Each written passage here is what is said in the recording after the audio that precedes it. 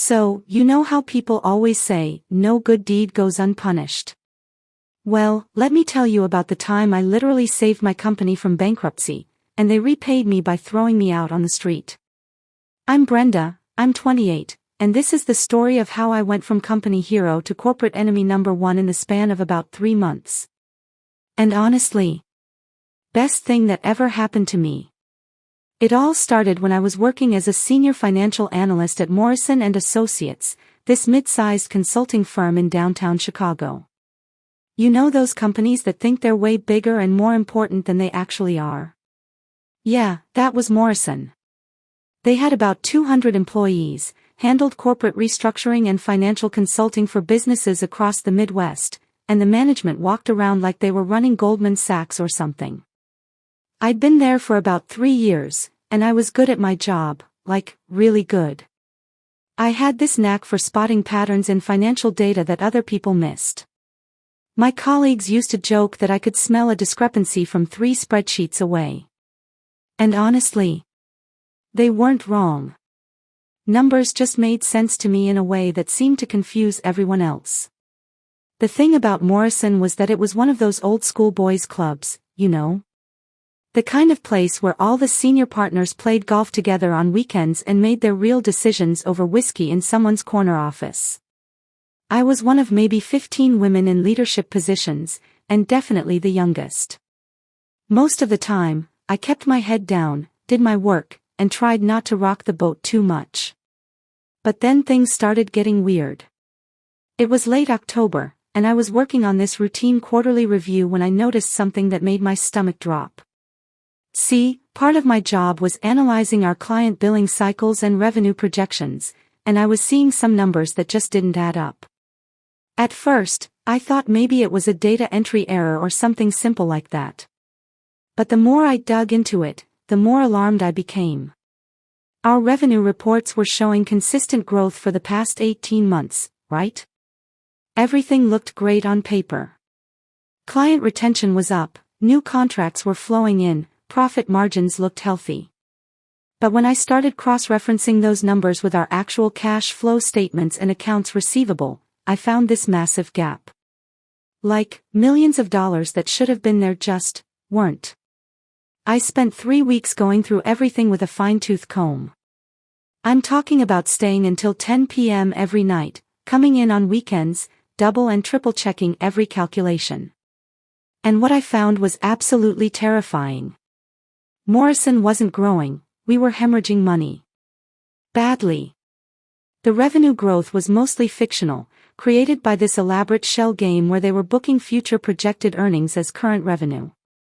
You know how some companies will count a 3-year contract as 3 years' worth of income right when they sign it? It was like that, but worse. They were also double booking some clients, counting partial payments as full payments, and in a few cases, I found evidence that they were booking revenue from contracts that didn't even exist yet. But here's the really scary part, our actual expenses were way higher than what was being reported to the board. The senior partners had been approving these massive consulting fees for their buddies' firms, expensive business development, trips that looked more like vacations, and they'd been giving themselves bonuses based on the fake revenue numbers. When I put it all together, I realized that Morrison & Associates was maybe 6 months away from complete financial collapse. We were burning through cash reserves that we didn't actually have, our credit lines were maxed out, and if even 1 or 2 major clients decided to pull their contracts, we'd be filing for bankruptcy within weeks. I remember sitting in my cubicle at like midnight on a Friday, staring at these spreadsheets, and just feeling sick. This wasn't just my job on the line, this was 200 people's livelihoods. People with mortgages and kids and car payments who had no idea that their company was basically a house of cards. So I did what I thought was the right thing. I compiled everything into this comprehensive report, and I mean comprehensive. 47 pages of analysis, complete with charts, projections, and specific recommendations for how to fix the mess. I outlined exactly where the money had gone wrong, which practices needed to stop immediately, and what steps we could take to stabilize the company's finances. The recommendations weren't pretty. We'd need to cut about 30% of our overhead, renegotiate several major contracts, and the senior partners would need to take massive pay cuts and return a significant portion of their recent bonuses. But it was doable. Painful, but doable. I requested a meeting with James Morrison, the founding partner and CEO. He was this 60-something guy who'd started the company back in the 90s and still acted like he was some kind of business visionary. Really, he was just good at schmoozing clients and terrible with actual numbers. The meeting was scheduled for a Tuesday morning in his corner office. I walked in there with my report, thinking I was about to save the company. I laid out everything: the accounting irregularities, the cash flow problems, the unsustainable spending patterns. I explained how we could fix it, step by step. James listened to my whole presentation without saying a word. Just sat there behind his massive mahogany desk, occasionally nodding or making little sounds. When I finished, he was quiet for what felt like forever. Finally, he looked at me and said, "Brenda, I appreciate your thoroughness. But I think you might be seeing problems where there aren't any. Our accountants have been handling our books for 15 years, and they've never raised any red flags." I just stared at him. "Mr. Morrison, with all due respect, the numbers don't lie. We're spending more money than we're bringing in, and we're reporting revenue that doesn't exist. This isn't a matter of interpretation, this is basic math." He got this weird smile on his face, the kind that doesn't reach your eyes, you know. "Well, I think what we have here is a difference of opinion about how to read financial data. You're still relatively new to this level of analysis, and sometimes when you're looking too hard for problems, you start to see them everywhere." That's when I knew I was in trouble. He wasn't disagreeing with my analysis because he thought I was wrong, he was dismissing it because he didn't want it to be true. And suddenly, I realized that he probably already knew about most of this stuff. The fake revenue, the inflated expenses, the bonuses based on non-existent profits, he had to know. I tried one more time. "Mr. Morrison, if we don't address these issues immediately, the company could be bankrupt by next summer. I'm not exaggerating, I've run the projections multiple times." He stood up, which was clearly my cue to leave. "I'll take your concerns under advisement, Brenda. Thank you for bringing this to my attention." And that was it. He basically patted me on the head and sent me on my way. For the next 2 weeks, nothing happened. I kept waiting for some kind of follow-up meeting, or maybe an announcement about new financial policies, or at least an acknowledgement that they were looking into my findings. But there was nothing. Business as usual. I started getting paranoid. Was I wrong? Had I somehow miscalculated everything? I went back through my analysis 3 more times, checking and rechecking every number. But no, if anything, the situation was getting worse. We'd lost another major client, expenses were still climbing, and the cash flow projections were getting more dire by the week. That's when I decided to escalate. Morrison had a board of directors, 5 other senior partners who theoretically had oversight over major company decisions. I figured if I could present my findings to them, surely they'd see the urgency of the situation. I requested a meeting with the full board, which was unusual but not unheard of.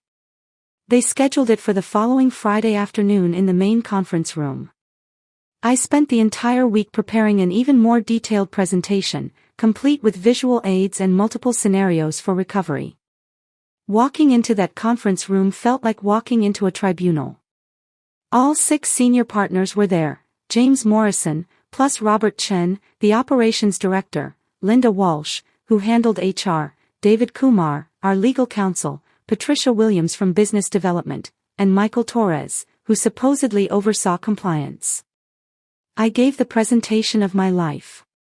I walked them through every aspect of the financial crisis, explained exactly how we'd gotten there, and outlined a comprehensive recovery plan. I even had backup plans for the backup plans. It took almost an hour, and when I finished, the room was dead silent. Finally, Robert Chen spoke up. "Brenda, this is quite an accusation you're making. you're essentially saying that we've been mismanaging the company's finances for months. I'm not making accusations, I said. I'm reporting what the numbers show. And yes, there have been significant management errors, but the important thing is that we can still fix this if we act quickly. Linda Walsh jumped in next. But don't you think it's a little presumptuous for someone at your level to be questioning decisions made by people with decades more experience? I felt my face getting hot. My level. I'm the person who's been analyzing these numbers every day for 3 years. I know our financial situation better than anyone in this room. That was probably the wrong thing to say.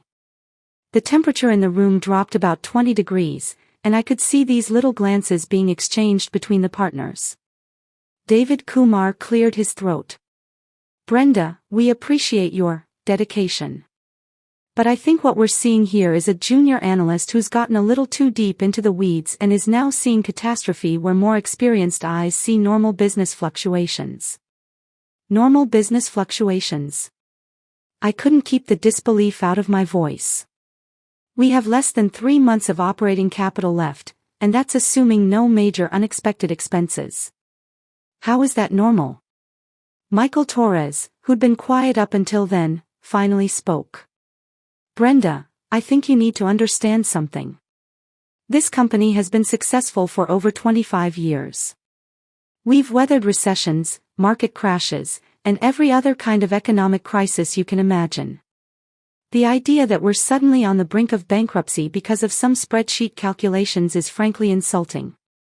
I looked around the room, and I could see it in their faces. They weren't angry because I was wrong, they were angry because I was right, and I was the wrong person to be right. I was 28 years old, I'd been with the company for 3 years, and I was telling them that their leadership had nearly destroyed everything they'd built. The meeting ended with them thanking me for my input and assuring me that they'd take everything under consideration. Translation: thanks for playing, now go back to your cubicle and mind your own business. But I couldn't let it go. Over the next month, I watched our financial situation continue to deteriorate exactly as I'd predicted. We lost 2 more major clients. Our biggest supplier started demanding payment up front because our credit rating had tanked. I even heard rumors that some of our junior employees were starting to look for other jobs because they were hearing whispers about layoffs. I tried reaching out to individual board members, thinking maybe if I could get one of them to listen privately, they could convince the others. But it was like hitting a brick wall. Robert Chen told me I was overthinking things. Linda Walsh suggested I might be suffering from analysis paralysis. Patricia Williams actually said she was concerned about my stress levels and suggested I take some time off. It was David Kumar who finally delivered the killing blow. He called me into his office on a Wednesday afternoon in early December and sat me down with this fake sympathetic expression. Brenda, he said, we've been talking, and we're a little worried about you. This whole financial crisis thing has become something of an obsession, and it's starting to affect your other work responsibilities. I felt like I'd been punched in the stomach. Affect my other work? David, this is my work. Financial analysis is literally my job description. He nodded like he was humoring a child. Of course, but there's a difference between analysis and, well, let's call it catastrophizing. You've become fixated on this idea that the company is in trouble, despite repeated assurances from senior management that everything is fine. Because senior management is wrong. I said, probably louder than I should have. The numbers don't care about assurances. We're running out of money, and pretending otherwise isn't going to change that. David's expression hardened a little. That kind of attitude is exactly what I'm talking about, Brenda. You seem to think you know better than people who've been running this company since before you graduated college. And there it was. The real issue. It wasn't about whether I was right or wrong, it was about the fact that I, a young woman who hadn't paid her dues for decades, had the audacity to tell them they were screwing up. The conversation went downhill from there. David basically told me that I needed to refocus my priorities and remember my place in the company hierarchy. He assigned me to work on some busy work projects and told me to take a step back from the big picture financial analysis. I should have seen what was coming next, but I was still naive enough to think that competence mattered more than politics. 2 weeks later, Linda Walsh called me into her office. I knew before I even sat down what this was about. She had that fake apologetic expression that HR people get when they're about to ruin your life. "Brenda, this is very difficult for me," she started, which is HR speak for, "This is actually pretty easy for me, but I'm going to pretend it's hard." She went on to explain that due to budgetary constraints and organizational restructuring, they were eliminating my position. Not laying me off, eliminating my position entirely. As if what I did wasn't important enough to need doing anymore. "Of course, we'll provide you with a generous severance package," she said, sliding a folder across her desk. 3 months' salary, plus we'll cover your health insurance through the end of the year. I opened the folder and saw the severance agreement. 3 months' pay, but only if I signed a non-disclosure agreement promising never to discuss Morrison's internal financial information with anyone. Ever. "You want me to sign an NDA?" I asked. "It's standard procedure for departing employees at your level," Linda replied smoothly. "Just to protect the company's proprietary information." I almost laughed. They were so afraid of what I knew that they were willing to pay me to keep quiet about it. The irony was incredible. They were spending money they didn't have to silence the person who was trying to save them money. I didn't sign it that day. I told Linda I needed time to review everything with a lawyer, which clearly made her nervous. She kept emphasizing how generous the severance package was and how they really hoped we could part on good terms. That night, I sat in my apartment with a bottle of wine and my laptop, trying to figure out what to do next. I pulled up my financial projections for Morrison one more time, and the numbers were even worse than I'd feared.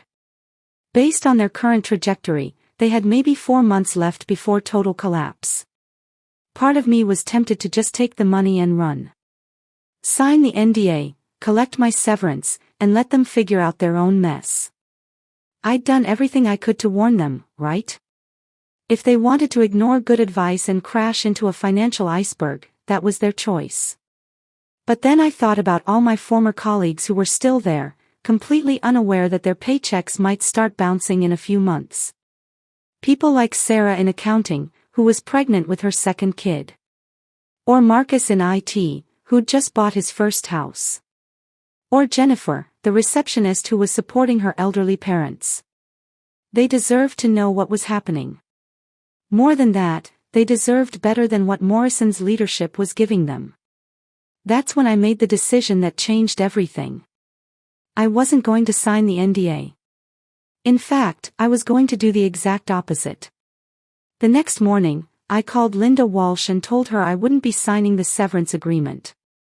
She tried to negotiate, offering me additional money, extended health benefits, even a positive reference letter. But I'd made up my mind. "I don't need your severance," I told her.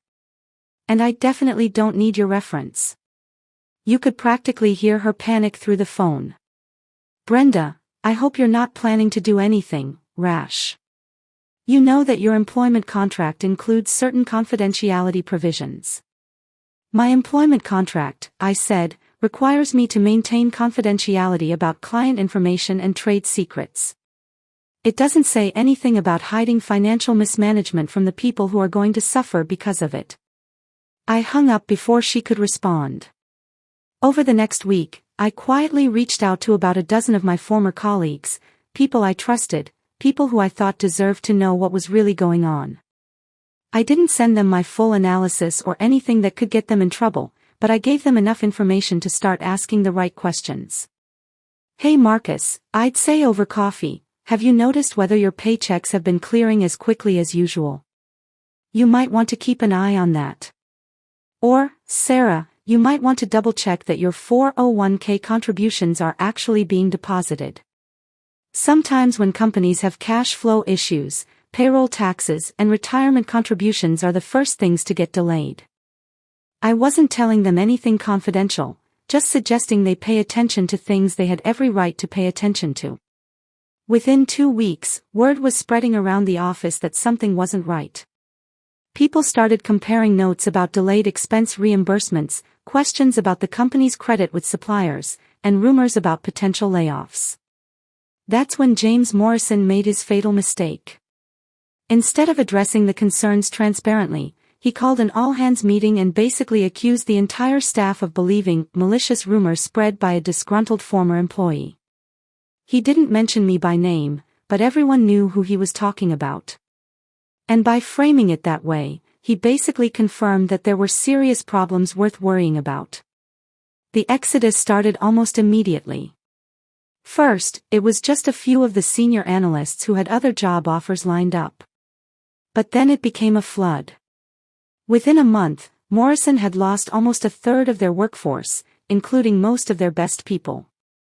And here's the thing, when that many qualified people leave a company at the same time, word gets around the industry pretty quickly.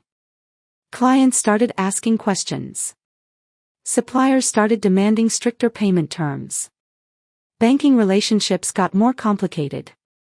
Meanwhile, I was sitting at home, unemployed but oddly at peace.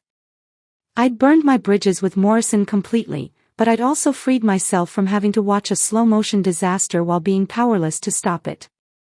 That's when I got the phone call that started my new life. It was from Rebecca Martinez, one of the senior analysts who'd left Morrison a few weeks after I did. She'd landed a position with a smaller consulting firm, but she was calling with a different kind of proposition. "Brenda," she said, "what would you think about starting our own company?" I almost laughed. "Rebecca, I just got fired and I'm living off my savings. I'm not exactly in a position to start a business." "Hear me out," she said. "You know what Morrison's problem was? They got complacent.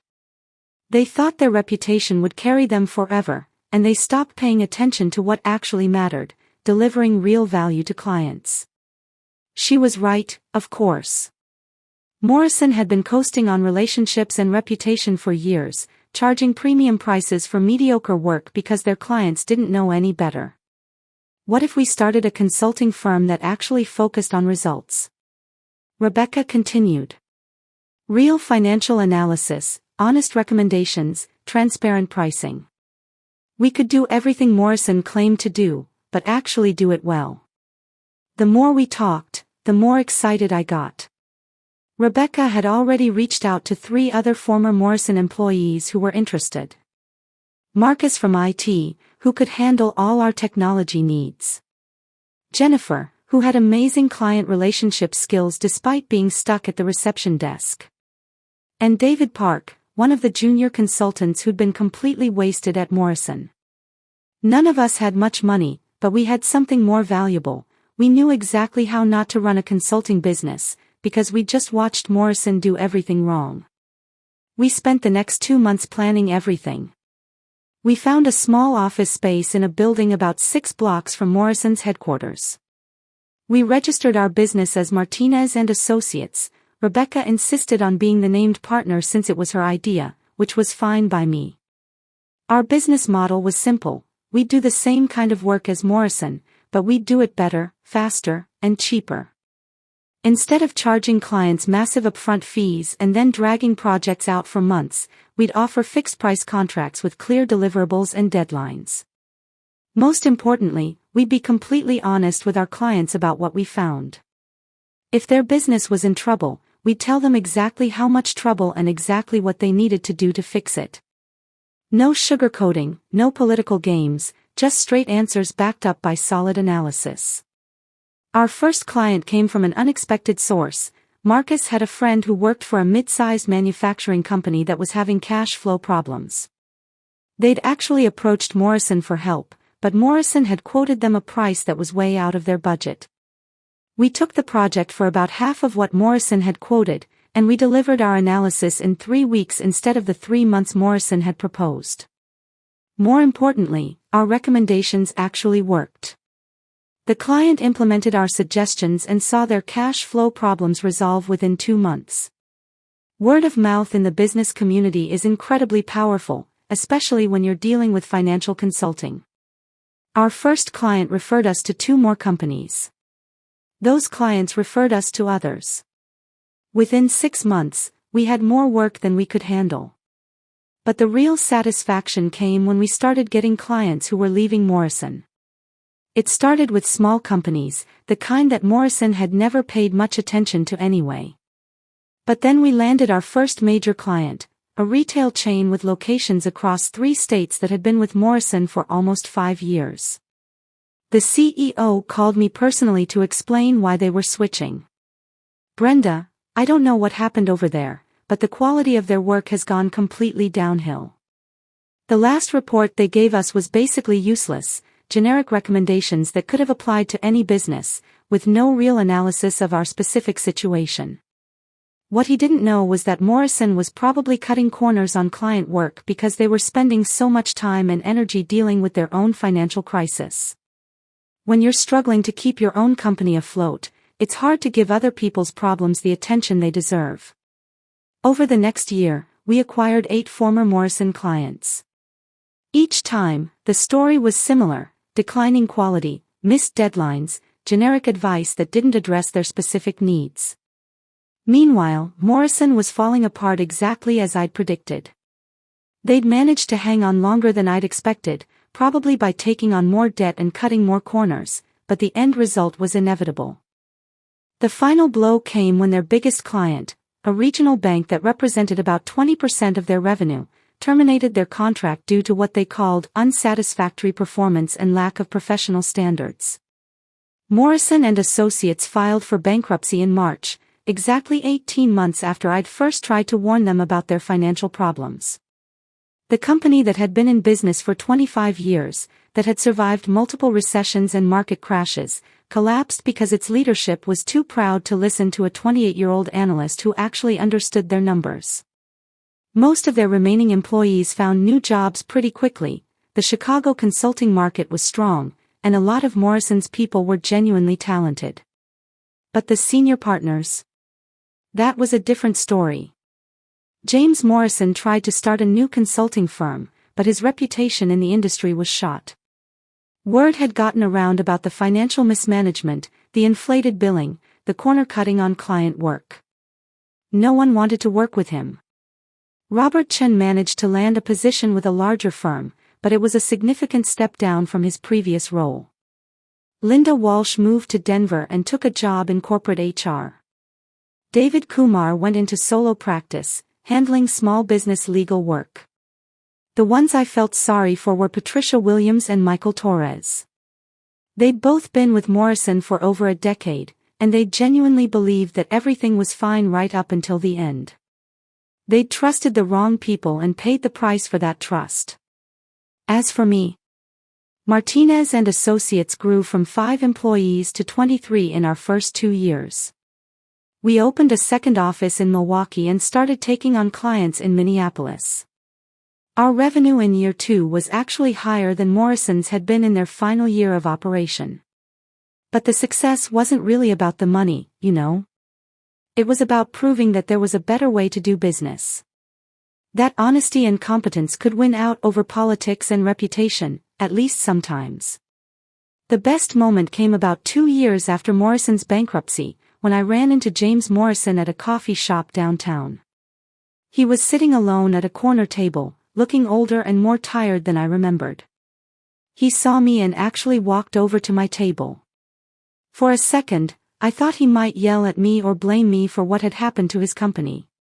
Instead, he just stood there for a moment, then said, "You were right, you know. About the financial situation. We should have listened to you." I didn't know what to say to that. Part of me wanted to tell him that it was too late for apologies, that his pride had cost 200 people their jobs and destroyed a company that had taken decades to build. But looking at him, I could see that he already knew all of that. The knowledge was written all over his face. "I know," I said finally.